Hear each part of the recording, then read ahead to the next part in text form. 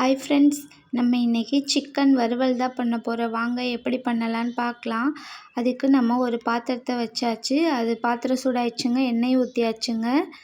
இப்போ நம்ம வெங்காயத்தை போட்டுக்கலாம். இன்றைக்கி 2 வெங்காயம் சேர்க்குறோங்க.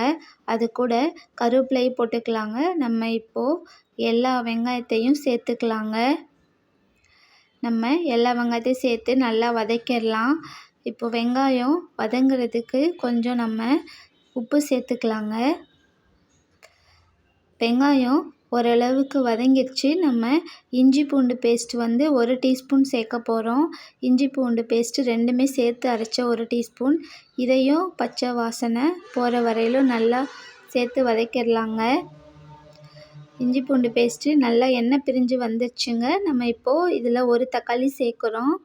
2 வெங்காயம் 1 தக்காளி அவ்வளோதாங்க. இதையும் சேர்த்து நல்லா வதக்கிடலாங்க. இப்போ பாருங்கள், தக்காளியும் ஓரளவுக்கு வந்துடுச்சு. இது கூட நம்ம சிக்கன் சேர்த்துக்கலாம். இன்றைக்கி நம்ம 1/2 kg சிக்கனில் தாங்க சிக்கன் வறுவல் பண்ண போகிறோம். நல்லா சேர்த்து எல்லாத்தையும் ஒன்றா கலந்து விட்டுறலாங்க.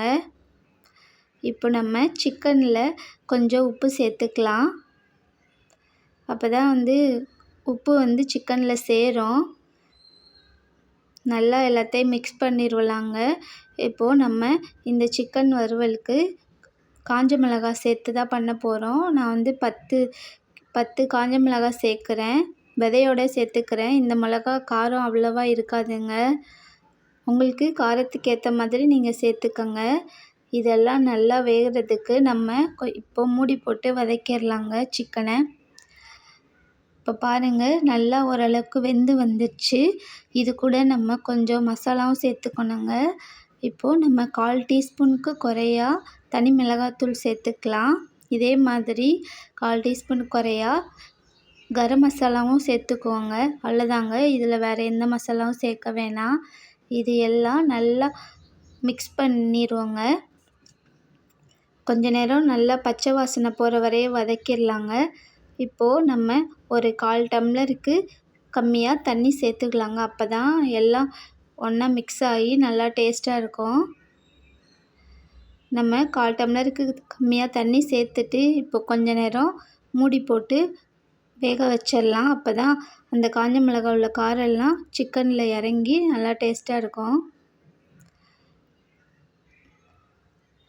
இந்த டைமில் உப்பு பார்த்துக்கோங்க. எனக்கு சால்ட்டு கரெக்டாக தான் இருக்குது. நம்ம மூடி போட்டாச்சுங்க. இப்போ பாருங்கள், நல்லா வெந்துருச்சு. தண்ணி எதுவும் இல்லாமல் கரெக்டாக ஆயிடுச்சு. வறுவல் ரெடி ஆயிடுச்சுங்க. நீங்களும் இது மாதிரி செஞ்சு பாருங்கள். நம்மளோட சேனலை எல்லோரும் லைக் பண்ணுங்கள், ஷேர் பண்ணுங்கள், கமெண்ட் பண்ணிடுங்க, சப்ஸ்கிரைப் பண்ணிடுங்க. நம்ம இது மாதிரி வீடியோ நெக்ஸ்ட்டு வீடியோவில் பார்க்கலாம். ஓகே, பாய்.